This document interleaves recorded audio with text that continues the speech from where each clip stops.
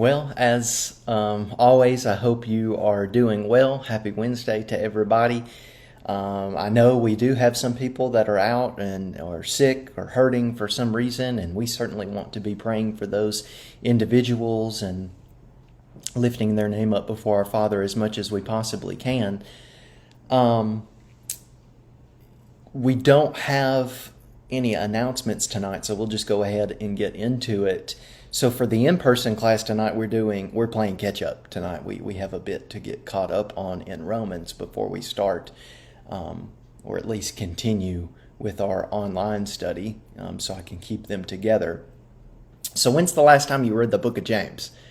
Your answer to that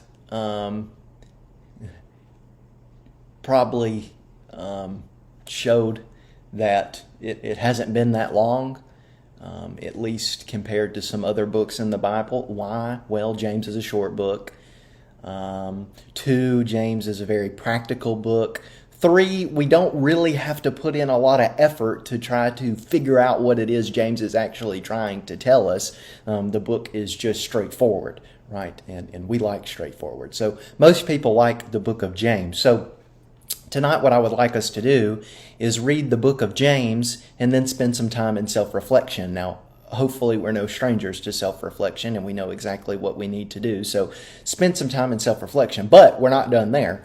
When you finish that, go over to Romans chapter 2.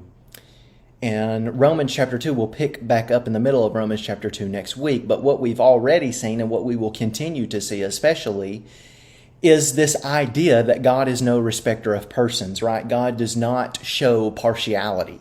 Now, when we read the book of James, we're going to read that in the text, that God does not show partiality. God does not show favoritism in any way. And because of that, we shouldn't, as Christians as well, we shouldn't show favoritism.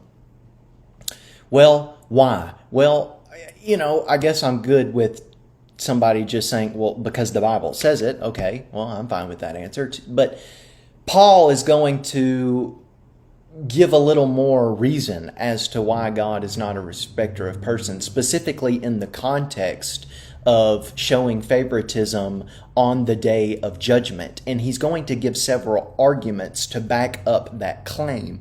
So what I would like us to do is read through Romans chapter 2 and see if we can find those arguments on our own before we dive into the text next week.